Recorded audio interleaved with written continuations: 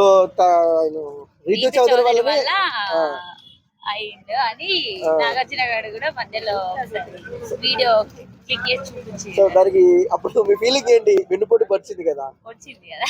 అంటే చాలా మంది అమ్మాయిలు వెన్నుపోటు బయట పొడుస్తారు. సో బిగ్ బాస్ హౌస్ లో కూడా పొడిచారనుకోవచ్చా? బయట చేసింది ఎవరికి కనబడదు, బిగ్ బాస్ లో చేసింది అందరికి కనబడుతుంది కాబట్టి తను మనకు అందరిలో క్లిక్ అయింది ఆమె. ఓకే.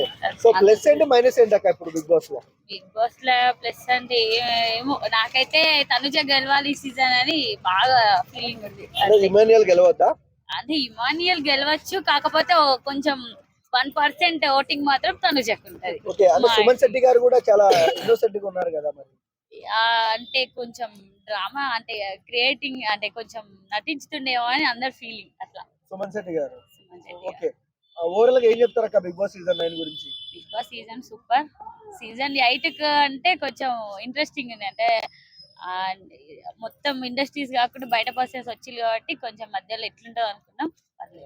కామనర్స్ ఉన్నారు, సెలబ్రిటీస్ ఉన్నారు. అదే సో కామనర్ సెలబ్రిటీస్ మామూలుగానే ఉన్నారు, కామనర్స్ ఓవర్ యాక్టింగ్ చేస్తారు బాగా. ఆ ఓవర్ యాక్టింగ్ కి అసలు ఇంకో సీజన్ లా కామన్ మ్యాన్స్ తీసుకోకూడదు అనేది మా ఇన్నర్ ఫీలింగ్. అది అంటే కింగ్ నాగార్జున ముందే కాలు మీద కాలేసుకుని కూర్చున్నారు. కూర్చోవడము అది మామూలుగా ఇంటర్వ్యూస్ అది శోభాలజీ తీసుకున్నాడు కదా, అందులో కొంచెం వార్నింగ్ ఇచ్చిండు.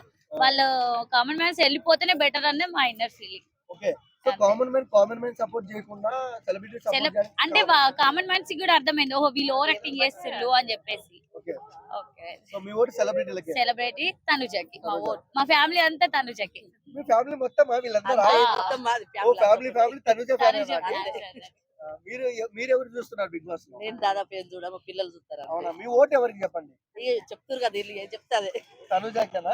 మా 100% మాత్రం తనుజకి వెళ్ళాలనేది మా ఓకే అక్క. Common one season